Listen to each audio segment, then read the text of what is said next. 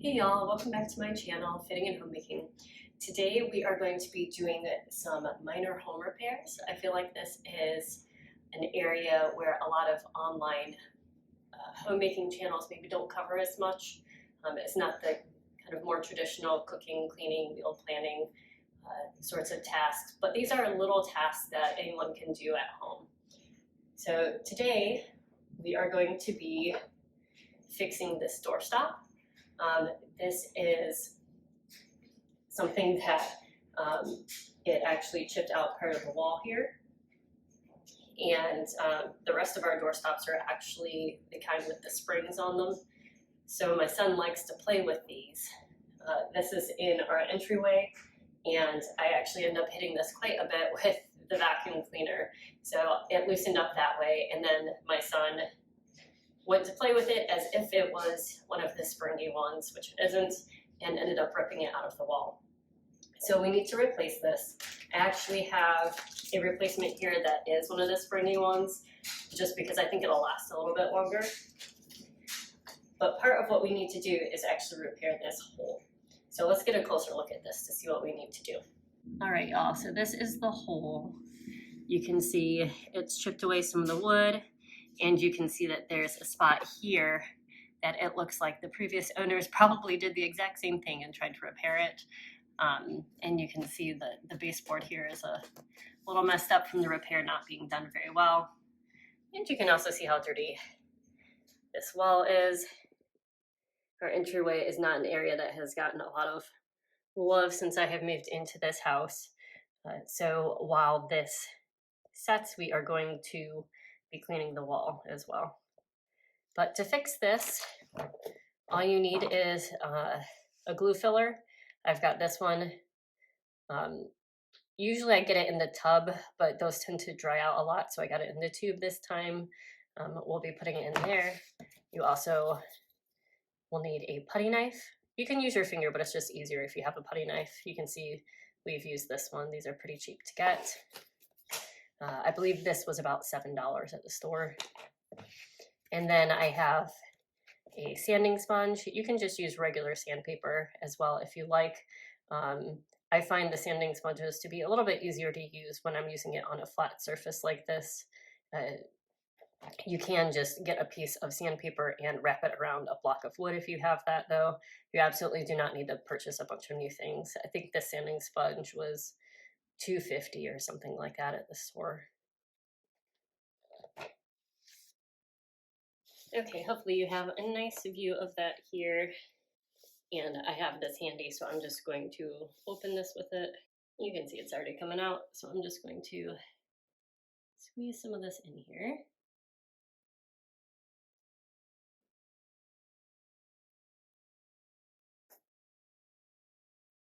And I'll fill this other one too.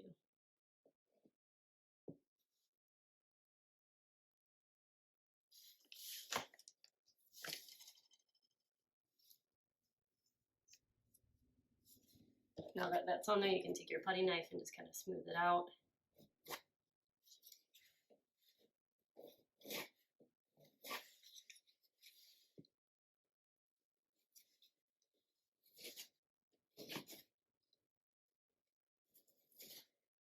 And I'm putting on more than I need because I want to be able to sand it down to smooth.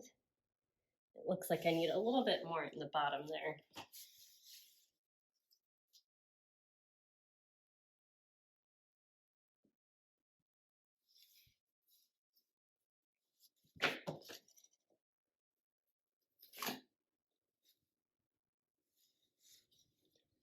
All right, that should be good enough for a simple repair. So what we're going to do now is let it dry. On the package, it did say that this takes about 15 minutes to dry, but it really depends on how deep of a hole you're filling. So I might give it a little bit more time than that. In the meantime, I'm going to zoom you guys back out and we'll go ahead and clean this wall. Okay, and just so y'all can see exactly how dirty this is. So that's the spot that we just fixed there. All these random spots of dirt. like some scuff marks in there. Here's a hole that I never noticed before, but I don't want to put wood filler in that. We'll put some spackle in that, but we're not going to do that today. But look at how dirty this baseboard is.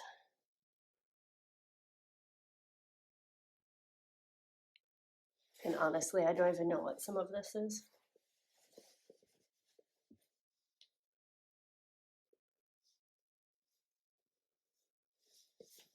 And here's some more scuffs.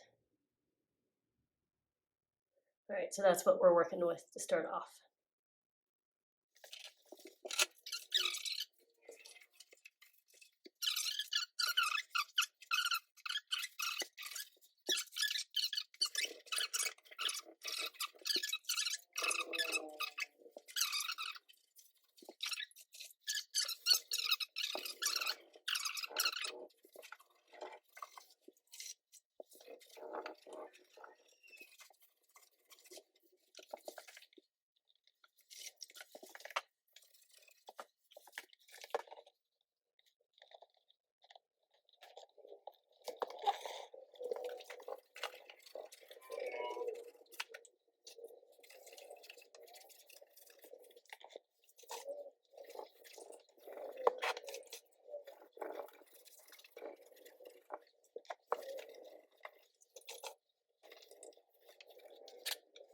Okay, while we're waiting for our wood filler to dry, we're going to move on to our next project, and that is replacing this floor vent. So it looks like a nice floor vent, but if you can see, the bottom part is actually detached from this.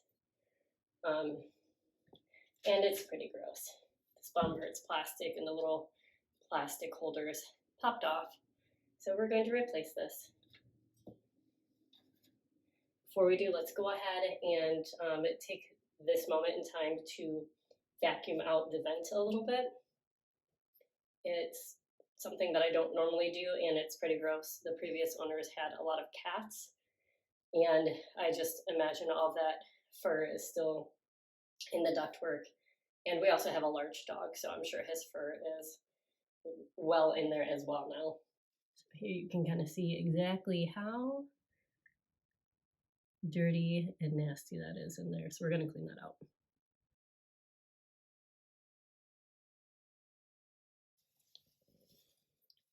So this is not super clean now, but it is much improved.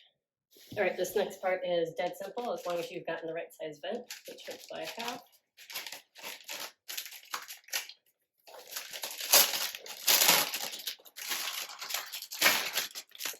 This is just a vent from Home Depot. I made sure to get the one that you could open and close these, and it is entirely metal as opposed to the top piece being metal and the bottom piece being plastic like the old one was. And it should just fit right in, which it does.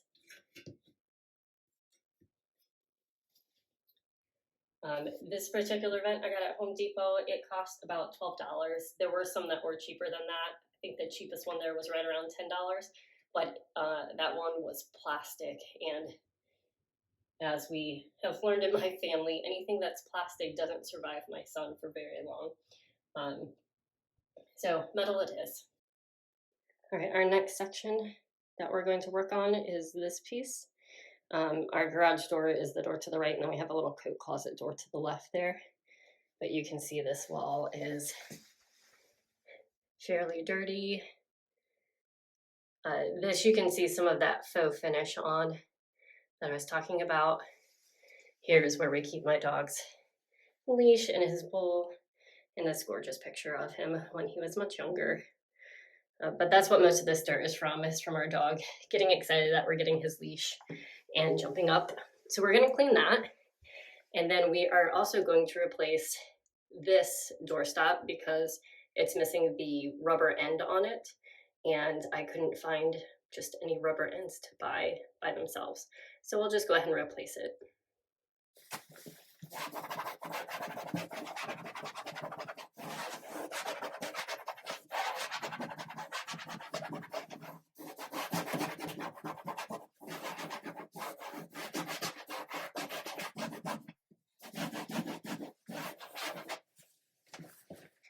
hoping that's close enough where y'all can see how dirty this bottom part is.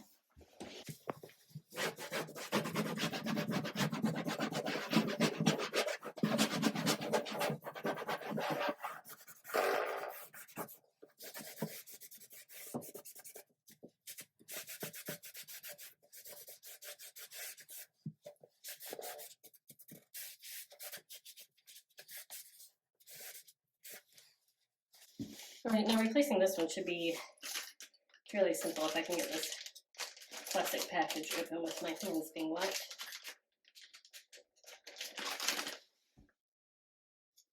All right, I had to pause and go get some scissors because my hands were too wet to open that. But this one, I'm hoping I won't even need to replace the back plate. I should just be able to unscrew this.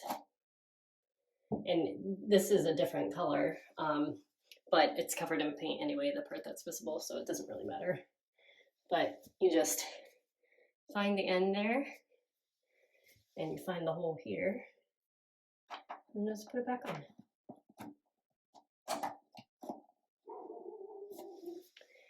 And that looks so much better.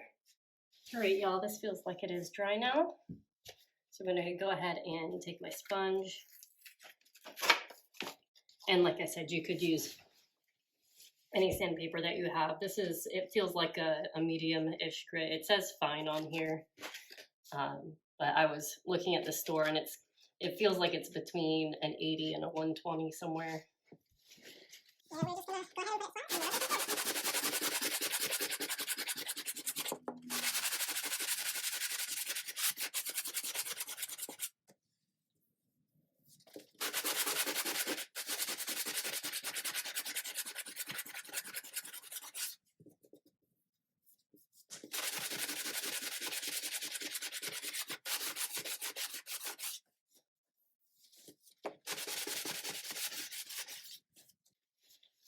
All right, that feels pretty smooth.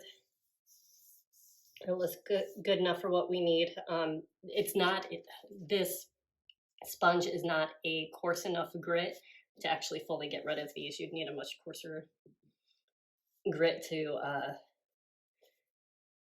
flatten those out. Sorry, words are hard. All right, so I am going to dust bust a little bit to get all of the dust off.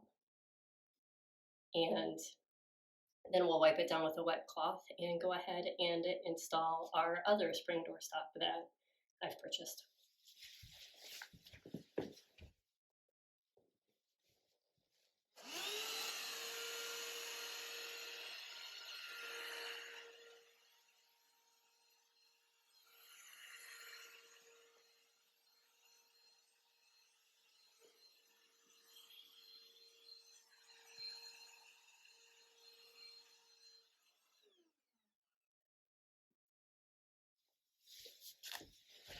Okay, we should be good to go now.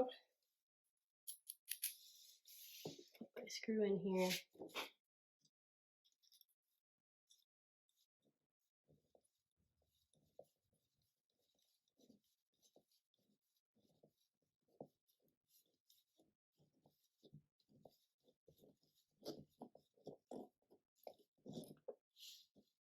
Make sure that's nice and tight.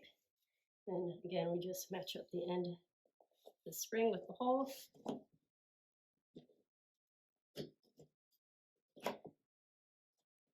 And screw that on.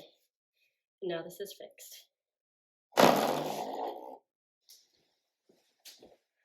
right, y'all, the last two little repairs that we're going to do are kind of not really repairs. There are lights in our storage closet here and our laundry room here. They are battery powered lights that are supposed to come on when they detect motion, because neither of these two rooms has an actual wired light in them. And it's hard to see in them when you are standing between yourself and the only other light source in this area, which is directly above me here. So we are going to take those lights down and go ahead and just switch out the batteries and put them back up and make sure that they work.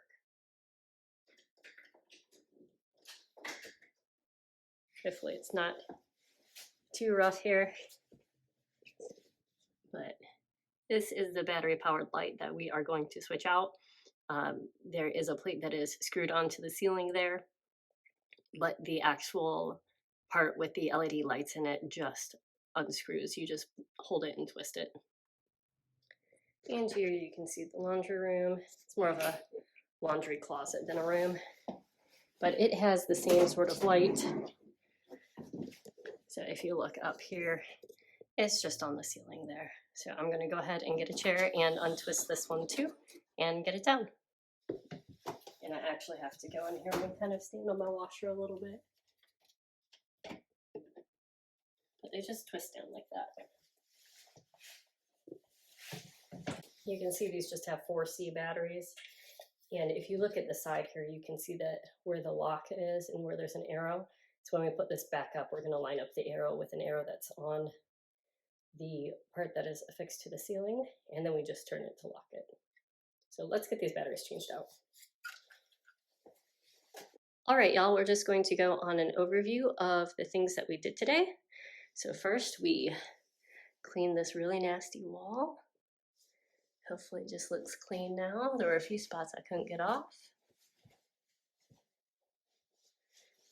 And we repaired this.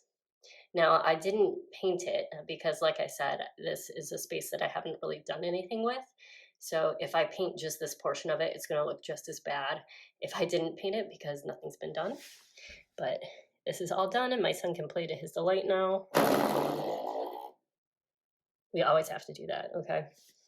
And then over here, we replaced this vent. And we got it nice and clean down below, or as clean as it's gonna get. And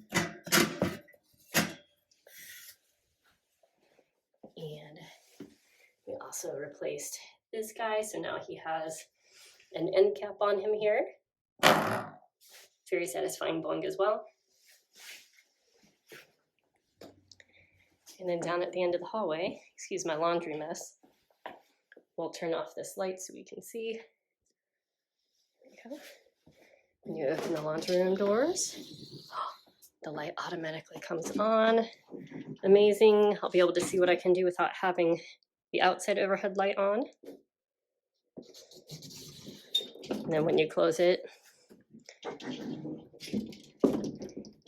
it does go off. Try to see if you can see it's still on. It stays on for a little while, I think. And then let's make sure that this one's working in our storage closet.